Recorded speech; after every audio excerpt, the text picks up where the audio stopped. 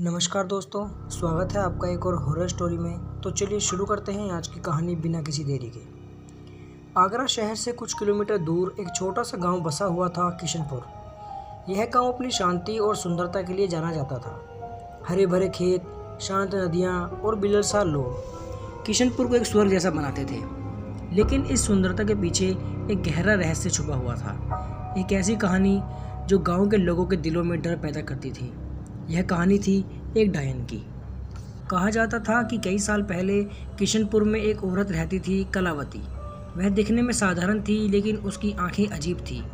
उसमें एक अजीब सी चमक थी जो किसी को भी डरा सकती थी। धीरे धीरे गांव में अजीब घटनाएं होने लगी। पालतू जानवर अचानक मर जाते, फसलें बिना किसी कारण के सूख जाती और रात में लोगों को अजीब सी आवाज़ें सुनाई देती। गांव के बुजुर्गों ने कलावती पर शक करना शुरू कर दिया। उनकी रहस्यमय चुप्पी और अजीब व्यवहार ने उन्हें संदेश को और गहरा कर दिया। धीरे धीरे यह अफवाह पूरे गांव में फैल गई कि कलावती एक डायन है जो बुरी शक्तियों का इस्तेमाल करती है और गांव पर कहर बरसा रही है। डर के मारे गांव के लोग कलावती से दूर रहने लगे। कई लोग बातें नहीं करता था, कोई उसके घर के पास नहीं जाता था। कलावती अब अकेली पड़ गई। उसकी आंखों की उदासी और गहरी हो गई। एक रात गांव में एक भयानक घटना हुई। गांव के मुखिया का छोटा बेटा, जो अभी कुछ महीनों का ही था, अचानक बीमार पड़ गया। गांव के वैद्य ने हार मान ली। बच्चे की हालत हर पल बिगड़ती जा रही थी। मुखिया और उसकी पत्नी बुरी तरह टूट चुके थे। कुछ लोगों ने उन्होंने सलाह दी कि कलावती के बारे में याद दिलाया। उन्होंने कहा कि शायद कलावती ही उनके बच्चे को बचा सकती है, क्योंकि अगर वह डायन है तो उसके पास बुरी शक्तियों के साथ उसे ठीक करने की शक्ति भी होगी। शुरू में मुखिया ने इस बात पर बहुत विचार किया और वह बहुत डर रहा था। वह उस औरत के पास कैसे जा सकता था जिसे पूरा गांव डायन मानता था। लेकिन उसे अपने बेटे की जान बचाने के लिए किसी भी हद तक जाने को तैयार होना पड़ा। आधी रात को मुखिया डरते डरते कलावती के घर पहुंचा। घर के बाहर अजीब सी शांति छाई हुई थी। उसने हिम्मत करके दरवाज़ा खटखटाया। कुछ देर बाद दरवाज़ा खुला। सामने कलावती खड़ी थी। उसकी आंखें पहले से भी ज़्यादा उदास लग रही थी। मुखिया ने डरते हुए उससे पूछा कि मेरे बेटे को बचा सकती हो। कलावती ने बिना कुछ कहे मुखिया को अंदर आने दिया। घर के अंदर धुंधली रोशनी थी और अजीब सी जड़ी बूटियों की गंध आ रही थी। कलावती मुखिया को उस कमरे में ले गई जहां उसका बीमार बेटा लेटा हुआ था। बच्चे की हालत देखकर कलावती का चेहरा और भी गंभीर हो गया। उसने बच्चे के माथे पर हाथ रखा और कुछ देर तक आंखें बंद करके बैठी रही। फिर उसने मुखिया से कहा जड़ी बूटी लाने को, जो घर के बाहर आंगन में उगी हुई थी। मुखिया हैरान था, लेकिन उसने बिना सवाल किए कलावती की बात मानी। जब वह जड़ी बूटी लेकर लौटा तो कलावती ने उन्हें पीसकर एक लेप बनाया और बच्चे के माथे और छाती पर लगाया।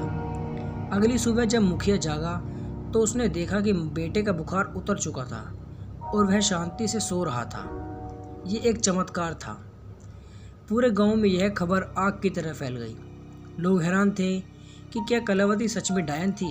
अगर वह डायन थी तो उसने मुखिया के बेटे को क्यों बचाया। धीरे धीरे गांव के लोगों का कलावती के प्रति नज़रिया बदलने लगा। कुछ साहसी लोग उससे मिलने गए और उससे माफ़ी मांगी। कलावती से किसी को कोई शिकायत नहीं थी, बस उसकी आंखों में गहरी उदासी हमेशा बनी रहती थी। एक दिन गांव के बूढ़े व्यक्तियों ने कलावती से पूछा कि गांव में इतनी बुरी घटनाएं क्यों हो रही थी। कलावती ने गहरी सांस ली और कहा, यह किसी डायन का काम नहीं है। गांव के पास की पहाड़ी पर एक श्रापित पेड़ है। जब भी उस पेड़ की कोई पत्ती गिरती है तो गांव में कुछ बुरा होता है। यह सुनकर गांव के लोग हैरान रह गए। उन्होंने कभी उस पेड़ पर ध्यान नहीं दिया था।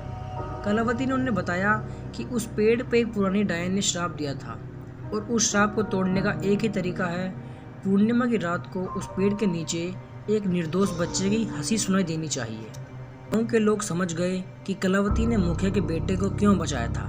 वह जानती थी कि केवल एक निर्दोष बच्चे की हंसी ही पूरे गांव को श्राप से मुक्त कर सकती थी। उस पूर्णिमा की रात पूरा गांव पहाड़ी पर इकट्ठा हुआ। मुखिया अपने स्वस्थ बेटे को गोद में लिए हुए था। कलावती ने बच्चे को गोद में लिया और उसे प्यार से सहलाया। बच्चा कलावती गोद में हंसने लगा। उसकी हंसी उस शांत रात में गूंज उठी। जैसे ही बच्चे की हंसी श्रापित पेड़ तक पहुंची, पेड़ की पत्तियां अचानक हरी हो गई और एक तेज रोशनी फैली और श्राप टूट गया। उस दिन के बाद किशनपुर में कोई बुरी घटना नहीं हुई। गांव के लोग फिर से खुशहाली से अपना जीवन बिताने लगे और कलावती अब गांव की रक्षक बन गई थी। लोग उसे सम्मान और प्यार से देखते थे। उन्होंने महसूस किया कि वे कितने गलत थे जिन्होंने उसे डायन समझा था। लेकिन एक रात कलावती अचानक गायब हो गई।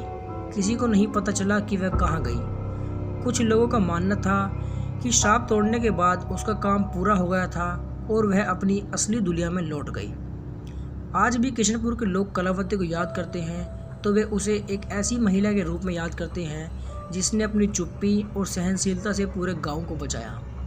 और जब भी पूर्णिमा की रात होती है, गांव के बुजुर्ग उस पहाड़ी पर जाते हैं और उस बच्चे की हंसी को याद करते हैं जिसने उन्हें गांव को श्राप से मुक्त किया था। लेकिन कहानी यहीं ख़त्म नहीं होती। कुछ लोगों का मानना है कि कलावती आज भी आसपास ही है, किशनपुर की रक्षा कर रही है। गांव के अंधेरे में कभी कभी लोगों को एक अजीब सी फुसफुसाहट सुनाई देती है, एक धीमी आवाज़ जो उन्हें याद दिलाती है कि एक थी डायन जो असल में एक फरिश्ता थी। और इसलिए किशनपुर के लोग रात में अपने बच्चों को उस डायन की कहानी सुनाते हैं, एक ऐसी कहानी जो डर और सम्मान की भावना पैदा करती है। वे जानते हैं कि बुराई हमेशा वैसी नहीं होती जैसी दिखती है और कभी कभी सबसे डरावनी दिखने वाली चीज़ में भी अच्छाई छुपी हो सकती है। यह कहानी किशनपुर के शांत रातों में आज भी गूंजती है, एक चेतावनी और एक उम्मीद की किरण बनकर। उम्मीद है कि आपको ये कहानी पसंद आई होगी। अगर आपको ये कहानी पसंद आई तो वीडियो को लाइक कर चैनल को सब्सक्राइब ज़रूर कर दें। धन्यवाद।